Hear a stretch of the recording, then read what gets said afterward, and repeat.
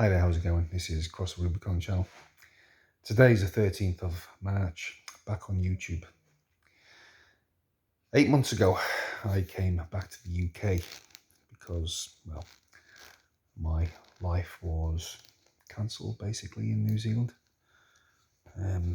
by the government, the media, and activists of a particular party, far leftists, but mostly the media. And the cowardice of Sinlate, where I actually worked. Sinlate is about 40 minutes south of Christchurch, in between Dunsandel and Rakaya. I'd been there for 5 years, and because I made YouTube videos and they were of the right side of the spectrum, the political spectrum, and I was a Trump supporter, and I made satire videos of lots of people. No one ever complained. In fact, people quite liked them. But when I made a video of a certain Maori politician, that's when they had their excuse to destroy my life by calling me a white supremacist, blah, blah, blah, far right and whatever. My face, my name was splashed everywhere, and the virtue signalling HR department in Sinlay say they've never seen anything so disgusting in all their life as the video I made of this person. Listen, I didn't do blackface or anything. All I done was put a cowboy hat on. I wore like a cardboard cutout of a bone carving, and I spoke in what is basically a quintessential accent of the first inhabitants, or the previous inhabitants to the British in New Zealand. I got speaking code. I've got to watch what I say, and that was the big part. See, you can do satire about anybody, but you can't do satire of an ethnic minority. And they came after me, and they did. They destroyed my life, basically. They went on Facebook. They started a campaign on Facebook to get me sacked. These were politicians from the M party, and they committed malfeasance by doing that. But that's okay. That's okay. That's completely acceptable. There was no "let's be nice, let's be kind" there, and they got me sacked basically. And that was a straw that broke the camel's back with my marriage. My face was all over the news. People recognised me everywhere I went as New Zealand's frontman of white supremacy, which was obviously all lies. Westpac, they debanked me. GoFundMe blocked my account and sent all the money back to people that sent me money. Same with, who was it? Give a Little, they did the same thing. And that was started by a good friend of mine, still a good friend of mine, who shall remain nameless. And yeah, they completely destroyed me. And basically making that video of a satire video of this MP who did a haka in Parliament. I gave him a gift. I handed him a gift, and it was a gift they had that they could use to beat me with and destroy my life. And Sinlay, such gutless cowards, Sinlay. Now many people have left Sinlay since I've left. Nothing to do with me, but all more to do with the COVID. And because many have refused to take the vaccine. And my daughter and her boyfriend have been fired as well from Sinlay now, and I think there's a few others that have been fired. I think today in New Zealand. Absolute cowardice over this. The anagram is Moronic, as you know. It begins with the O, second letter M, And that's a really big thing in New Zealand. And yet, it's not even mentioned here in the UK. It's not even mentioned in Europe or anywhere else in the world. But in New Zealand, this moronic virus is a really big thing. And they've got to lock the whole community down. We can't have the spread of this. What is it, headache?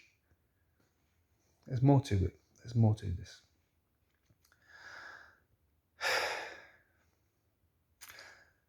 My wife, my recently separated wife, she got fired. My daughter got fired. 2 son-in-laws, 3 son-in-laws. 2 got fired and 1's about to be fired because they won't take the jab.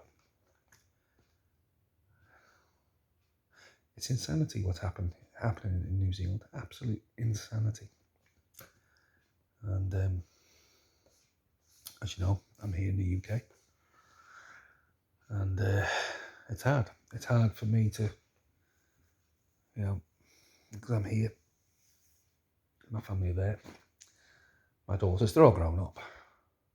I've got a grandson, another grandson on the way, and the Prime Minister of New Zealand is digging her heels in, and she is not going to be taken away from the course of action she's doing. She wants, gotta watch what I say, but it looks like she's going to destroy New Zealand, deliberately, absolutely destroy the economy.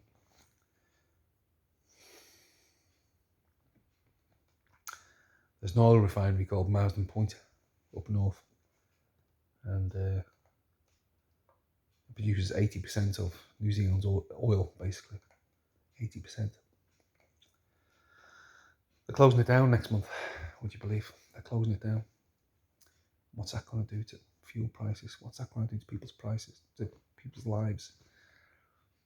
The price of goods, the price of everything. What's it going to do? And yet they're still going to do it. This is insanity. Absolute insanity. There's no opposition parties that will challenge it. No. And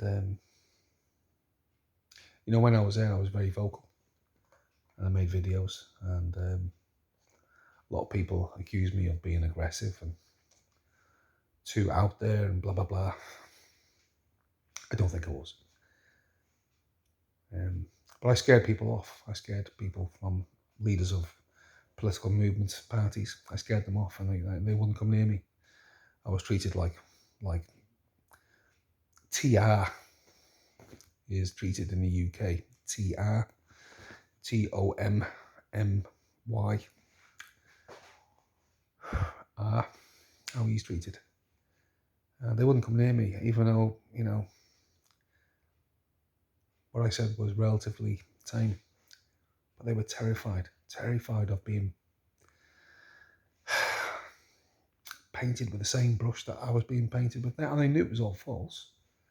All I was doing was asking the questions and making statements that were true, basically. And I've said a lot in the last 2-3 years in videos and speeches in the square that have actually come to pass. They've actually come to pass. 2 years ago, I said there's going to be vaccine passports. 2 years ago, when it all started. And I said, you won't be able to go into shops. You won't be able to you won't be able to do anything. You won't be able to travel. I said it in a speech in the square. Cathedral Square in Christchurch. And it came to pass. It just sickens me, absolutely sickens me to see that Jacinda's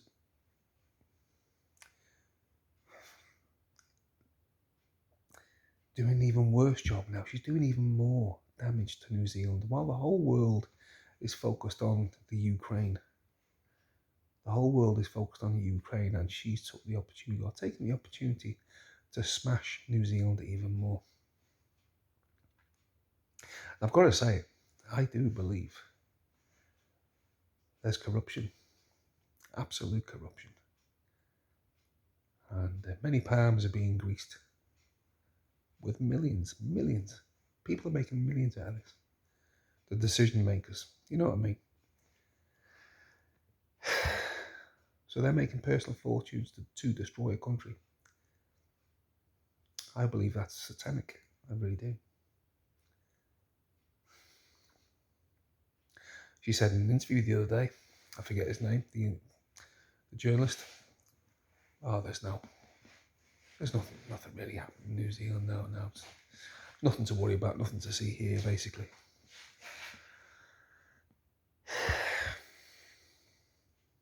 No crisis, no fuel crisis, nothing. It's insanity. Happening all around the world. But the UK, at the minute, is faring better. Yes, petrol, diesel, fuel prices, gas prices, everything's going up. Everything's going up. Everyone's affected. The whole world's affected. There is no escape anywhere. But New Zealand is going down this anagram again, moronic route, where the world's not even talking, the rest of the world's not even talking about it. So they're sacking people from their jobs still in New Zealand who won't take the, you know what? It's insane. Absolutely insane. But anyway, I just thought I'd share that with you. If you would, please subscribe, like, leave a comment, share everywhere. Back on YouTube. For how long, I don't know. I'm on Telegram as well. Across the Rubicon 123 on Telegram.